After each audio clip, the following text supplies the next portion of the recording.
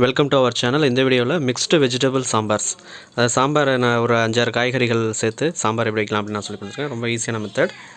First oil add பண்ணிவிட்டு அதில் கொஞ்சமாக வெந்தயம், சீரகம் ஆட் பண்ணிக்கலாம். அது லைட்டாக பொரியும் போது இதில் ஒரு 4-5 பல்லு பூண்டு கட் பண்ணி ஆட் பண்ணிக்கோங்க. பூண்டு ஆட் பண்ணதுக்கப்புறம் சின்ன வெங்காயம் ஒரு 10லேருந்து 15 அதில் ஆட் பண்ணிக்கலாம். அதோட ஒரு பெரிய வெங்காயமும் ஆட் பண்ணிக்கலாம். சின்ன வெங்காயமே கிடச்சிதுன்னா நீங்கள் அதை ஃபுல்லாக போட்டுக்கோங்க.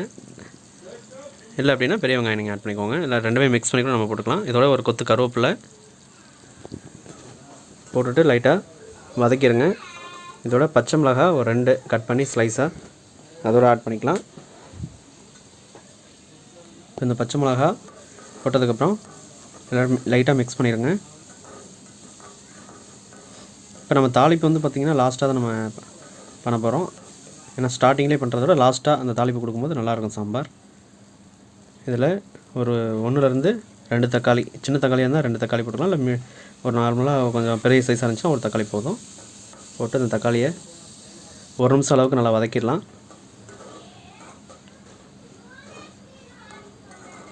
இதை நல்லா மிக்ஸ் பண்ணதுக்கப்புறம், அதை வதக்கினதுக்கப்புறம் இப்போ இதில் நம்ம வெஜிடபிள்ஸ் ஆட் பண்ணிக்கலாம். இதில் வந்து நான் முருங்கைக்காய், முள்ளங்கி, உருளைக்கிழங்கு, புடலங்காய், அவரைக்காய், கேரட்டு அதை எடுத்து வச்சுருக்கேன். இதோட கத்திரிக்காய், மாங்காய் ஆட் பண்ணோம். இப்போ நம்ம ஆட் பண்ணியிருக்கிற இந்த வெஜிடபிள்ஸை ஆட் பண்ணிவிட்டு ஒரு 2 நிமிஷம் அளவுக்கு நல்லா வதக்கிடலாம். அதுக்கப்புறம் கத்திரிக்காய் நம்ம ஆட் பண்ணிக்கலாம். ஸ்டார்டிங்லேயே போட்டு நம்ம கத்திரிக்காய் வதக்கணும் அப்படின்னா லாஸ்ட்டாக குழஞ்சிடும் கத்திரிக்காய். ஸோ ஃபஸ்ட்டு இந்தமாரி முக்கியமான காய்கறிகள்லாம் நம்ம போட்டு நம்ம வதக்கிட்டு கத்திரிக்காய் லாஸ்ட்டாக நம்ம ஆட் பண்ண போகிறோம். அதேமாரி மாங்காய் வந்து லாஸ்ட்டாக இறக்கும் போது நம்ம ஆட் பண்ண போகிறோம். ஸோ காய் ஒரு 2 நிமிஷம் வதக்குனதுக்கப்புறம் கத்திரிக்காய் நம்ம இதில் ஆட் பண்ணிடுறோம். ஆட் பண்ணிவிட்டு ஒரு 30 செகண்ட்ஸ் நீங்கள் வதக்குனீங்கன்னா போதும். அப்புறம் தண்ணி நம்ம ஆட் பண்ணிக்கலாம். இதை நல்லா மிக்ஸ் பண்ணியாச்சு. இப்போ இதில் தேவையான அளவுக்கு வாட்டர் நம்ம ஆட் பண்ணிக்கலாம். அந்த காய்கறி மூழ்கிற அளவுக்கு நம்ம தண்ணி ஊற்றினா போதும். இப்போ தண்ணி நம்ம ஊற்றியாச்சு. இப்போ இதை நல்லா மிக்ஸ் பண்ணி விட்டு ஒரு மூடியை போட்டு நல்லா கொதிக்க வைப்போம். இப்போ நல்லா கொதிக்க ஆரம்பிச்சிச்சு. இப்போ இதில் ஒரு மூடியை போட்டு லைட்டாக ஓரத்தில் திறந்து விட்டுறணும். ஃபுல்லாக மூடிங்க அப்படின்னா பொங்க ஆரம்பிச்சிடும். அடுப்பை வந்து ஒரு 70% இது ஒரு மீடியம் ஃப்ளேமுக்கு மேலே கொஞ்சம் வச்சுருவோம். ஃபுல்லாகவும் வைக்க வேண்டாம்.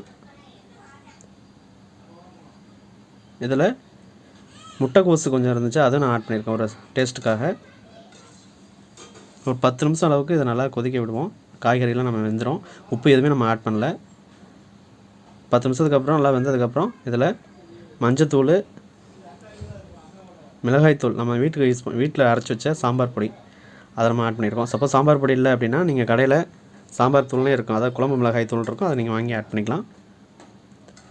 இது ரெண்டும் நல்லா மிக்ஸ் பண்ணிவிட்டு கொதிக்க விடுங்க. இப்போ இதில் தேவையான அளவுக்கு சால்ட்டு கரெக்டாக நம்ம பார்த்து ஆட் பண்ணோம். தூளுப்பு ஆட் பண்ணுறதோட கல்லுப்பு பெஸ்ட்டு. கல்லுப்பு ஆட் பண்ணிவிட்டு பத்தலைனா கூட லாஸ்ட்டாக நம்ம ஆட் பண்ணிக்கலாம். புளித்தண்ணி ஒரு சின்ன எலுமிச்சம் சைஸ் அளவுக்கு நம்ம ஊற வச்சு அதை கரைச்சி இதில் ஆட் பண்ணியிருக்கோம். லாஸ்ட்டாக நம்ம மாங்காய் போடுறதுனால புளி கொஞ்சம் கம்மியாக போட்டுக்கலாம். ஏன்னா மாங்காய் வந்து ரொம்ப புளிப்பாக இருக்கும்போது உங்களுக்கு புளி அதிகமாக போட்டிங்கன்னா அப்புறம் குழம்பு வந்து புளிக்குழம்பு மாரி ஆகிடும். ஸோ இப்போ இதில் நம்ம வேக வச்ச பருப்பு லைட்டாக மசிச்சு விட்டு இதில் ஆட் பண்ணியிருக்கோம். அதை லைட்டாக தண்ணி வாஷ் பண்ணி அதில் ஊற்றிடுங்க. சாம்பாரோட கன்சிஸ்டன்சி பாருங்கள், இப்படி தான் இருக்கணும். ரொம்ப இன்னும் கொஞ்சம் திக்காக இருந்துச்சுன்னா அப்புறம் ஒரு 1 or 2 ஹவர்ஸ்க்கு அப்புறம் ரொம்ப திக்காகிடும். லைட்டாக கொதிக்க ஆரம்பித்ததுக்கப்புறம் ஒரு 2 நிமிஷத்துக்கு அப்புறம் இதுக்கு தாளிப்பு நம்ம ரெடி பண்ணிடலாம். ஆல்மோஸ்ட் வந்து சாம்பார் ரெடி ஆகிடுச்சு. அந்த உப்பு காரம் இதெல்லாம் நம்ம செக் பண்ணிக்கோங்க. இதுக்கு மேலே நீங்கள் கொதிக்க விட்டீங்க காய் வந்து குழைய ஆரம்பிச்சிடும். இப்போ சாம்பார் ரெடியாகி இறக்க போகிற சமயத்தில் மாங்காய் நம்ம ஆட் பண்ணிக்கலாம். மாங்காய் ஆட் பண்ணிவிட்டு 1 நிமிஷத்துலேருந்து 2 நிமிஷம் இருந்தால் போதும். மாங்காய் வந்து குக் ஆகிடும். மாங்காய் போட்டாங்கன்னா அந்த சாம்பாரோட டேஸ்ட் நல்லாயிருக்கும். ஸோ மாங்காய் போட்டதுக்கப்புறம் ஒரு 1 நிமிஷம் கொதிக்க விட்டிங்கன்னா போதும், அந்த மாங்காய் வெந்துடும். இப்போ அதுக்கு தாளிப்பு ரெடி பண்ணிடலாம். ஒரு தாளிப்பு கரண்டியில் 1 டேபிள் ஸ்பூன் அளவுக்கு ஆயில் ஆட் பண்ணிவிட்டு அதில் கடுகு, உளுத்தம் பருப்பு ஆட் பண்ணிக்கலாம்.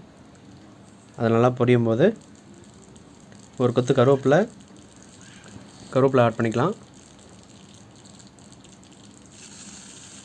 கருவேப்பிலை, கடுகு, உளுத்தம் பருப்பு, அதோட பெருங்காயத்தூள். இந்த பெருங்காயத்தூள் தான் இந்த தாளிப்புக்கு இந்த சாம்பாரோட டேஸ்ட் எடுத்து கொடுக்கும். ஸோ இந்த தாளிப்பில் கண்டிப்பாக பெருங்காயத்தூள் நம்ம ஆட் பண்ணணும்.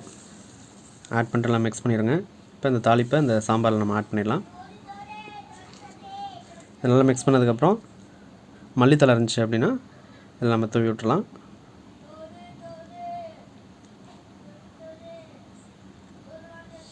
பாருங்கள், சாம்பாரோட கன்சிஸ்டன்சி இப்படி தான் இருக்கணும்.